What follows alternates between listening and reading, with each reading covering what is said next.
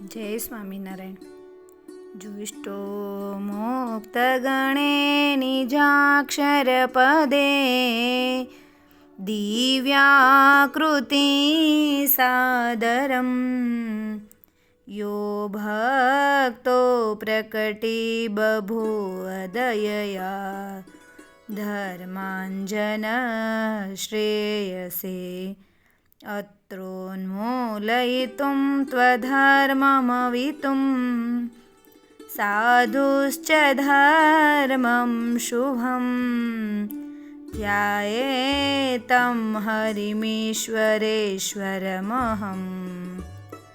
सद्बुद्धिदं सर्वदा સદબુદ્ધિદમ સર્વદા. મારા ભક્તજનો, જય સ્વામિનારાયણ.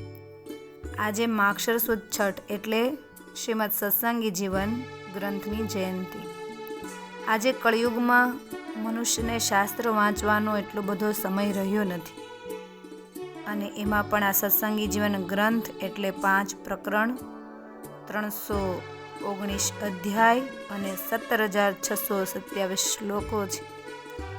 આટલો મોટો વિશાળ ગ્રંથ ભક્તોને વાંચવાની અનુકૂળતા ન હોય એટલે આજે શ્રીમદ સત્સંગી જીવનનો ટૂંક સાર તમારી સમક્ષ રજૂ કરીએ છીએ, જે સાંભળવાથી આખું સત્સંગી જીવન સાંભળ્યાનું ફળ મળે છે.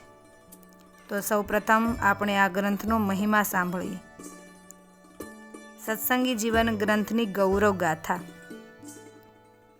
સદગુરુ શતાનંદ સ્વામી કહે છે, આ સત્સંગી જીવન શાસ્ત્ર તે ઇતિહાસ, પુરાણ, 4 વેદ, સાંખ્ય, યોગ, સ્મૃતિરૂપ ધર્મશાસ્ત્રો, વેદાંત આદિક અનેક સર્વશાસ્ત્રોના સારૂપ સર્વોત્તમ છે.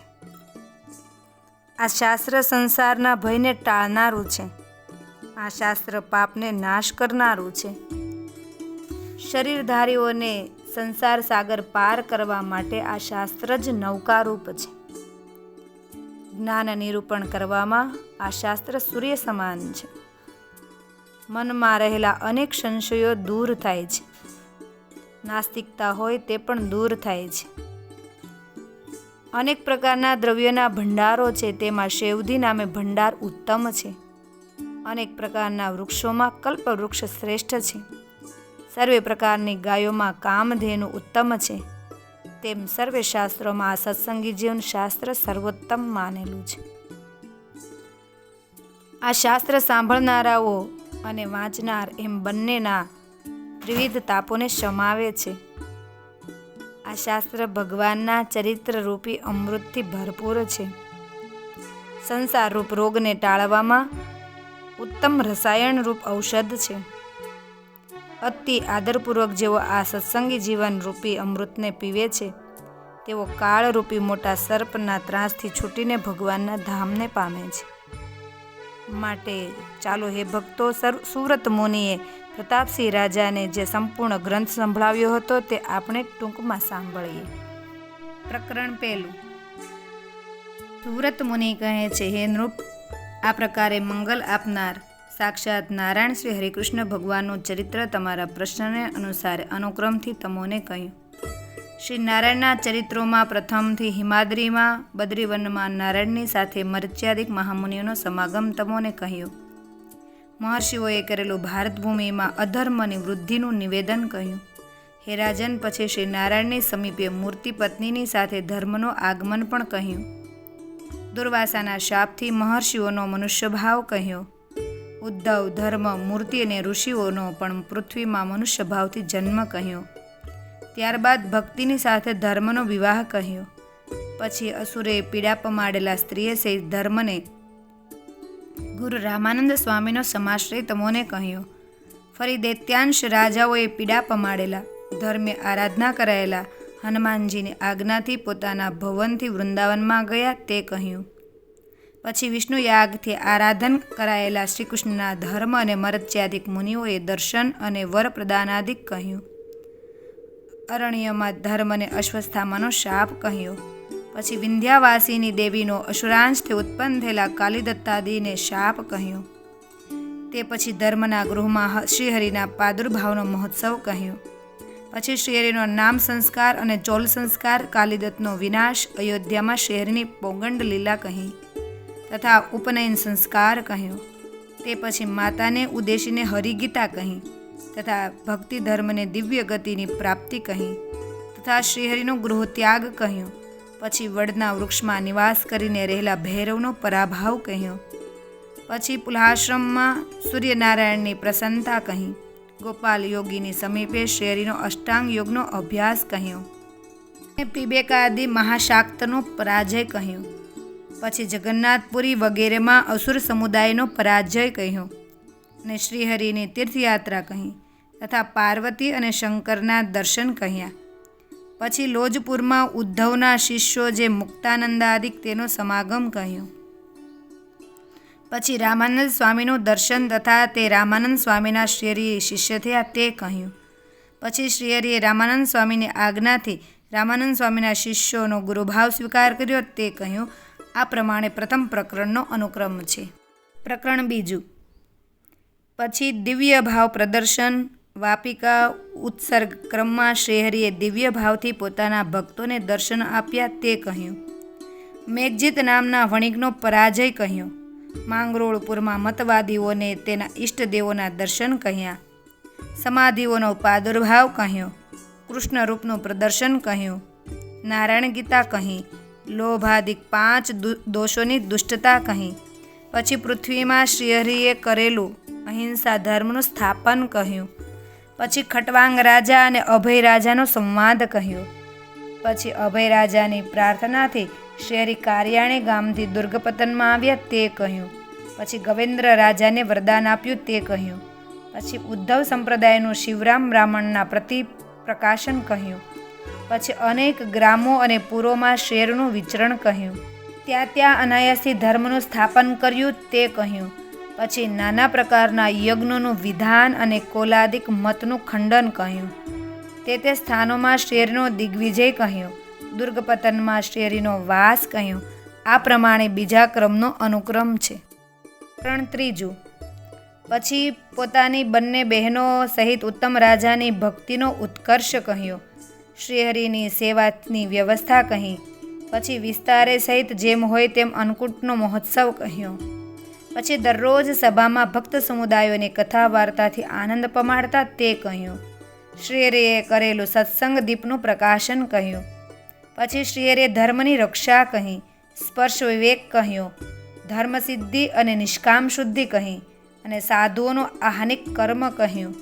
કૃષ્ણ સ્વરૂપનું અદ્વિતીયપણું, કૃષ્ણ મંત્રના જપમાં વિધિ, એકાદશીનું વિધાન અને મહાપ્રબોધનીનો ઉત્સવ કહ્યો. પછી વૃત્તાલયમાં મહાન પુષ્પદોલોત્સવ કહ્યો.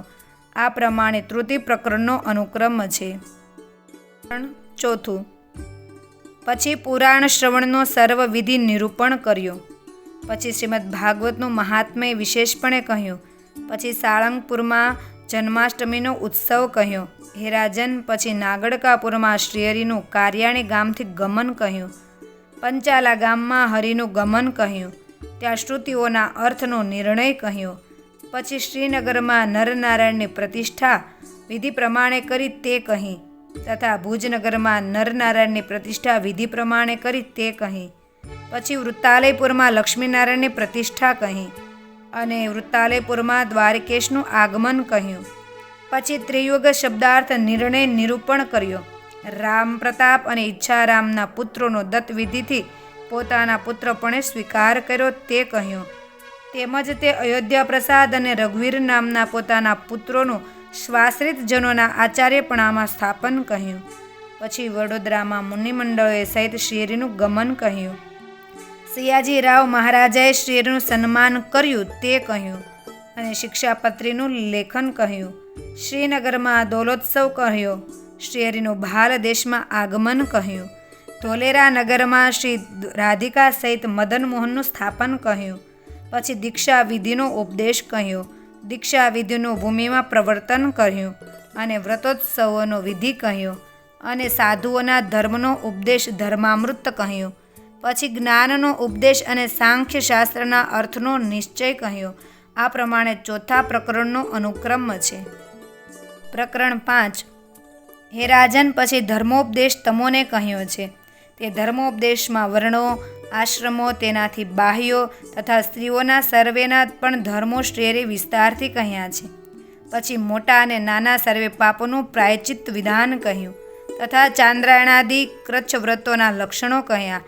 પછી જૂનાગઢમાં દ્વારિકાધીશની પ્રતિષ્ઠા કહી. રાધારમણ સિદ્ધેશ્વરાદિની પ્રતિષ્ઠાનું ગ્રહણ કરેલું છે. પછી નૈષ્ટિક બ્રહ્મચારીઓના ધર્મો કહ્યા. પછી દુર્ગપતનમાં ગોપીનાથની પ્રતિષ્ઠા કહી. સાંગ યોગનો ઉપદેશ અને યોગશાસ્ત્રનો સંગ્રહ કહ્યો. પછી શતાનંદ મહર્ષિએ ઈચ્છિત ગ્રંથ રચવારૂપ વરદાન આપ્યું તે કહ્યું. પછી તેમના દ્વારા જ સત્સંગી જીવન શાસ્ત્રની રચના કહી. પછી પોતાના પ્રાદુર્ભાવના હેતુની પરિપૂર્ણતાના વિચારપૂર્વક શ્રેય ભક્તોને આપેલા બોધનો ઉપદેશ કહ્યો. પછી શ્રીને અંતર્ધ્યાન લીલા કહી અને શ્રી હરિજયંતીનો વિધિ કહ્યો. હે રાજન, આ પ્રકારે જેમ તમોએ પૂછ્યું તે પ્રકારે અલૌકિક સમગ્ર શ્રેયનું ચરિત્ર અનુક્રમથી તમોને મેં કહ્યું. પરમ પાવના સત્સંગી જીવન શાસ્ત્રની રચના કરીને શતાનંદ મુનિ તત્વથી મને ભણાવતા હતા. હે નૃપ, અતિ આદરથી સાંભળવા માટે ઈચ્છતા તમોને મેં આ સમગ્ર સત્સંગી જીવન શાસ્ત્ર કહ્યું.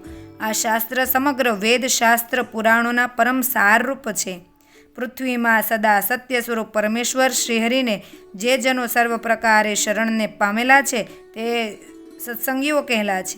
તે સત્સંગીઓને આ શાસ્ત્ર જે કારણથી જીવનરૂપ છે, માટે તે સત્સંગીઓએ આ શાસ્ત્ર સર્વ પ્રકારે સેવવા યોગ્ય અર્થાત નિરંતર પઠન શ્રવણાદિથી અભ્યાસ કરવા યોગ્ય છે.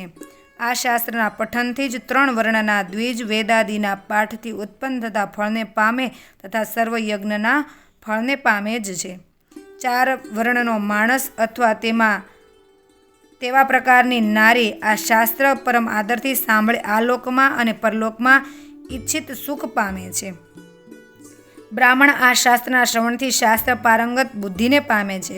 ક્ષત્રિય રાજ્ય પામે છે. વૈશ્ય ધન સમૃદ્ધિ પામે તથા શુદ્ર સુખ પામે. સકામી ભક્તજન જે મનોરથથી આ શાસ્ત્ર ભણે અથવા સાંભળે તે મનોરથને પામે. નિષ્કામી એકાંતિકી ભક્તિ પામે છે. જે ભક્તો આ શાસ્ત્રનું 108 પારાયણ સ્વરૂપ પુરસ્ચન કરશે તે ભક્તોના સર્વે મનોરથો સિદ્ધિને નિશ્ચય પામશે. જય શ્રી સ્વામિનારાયણ.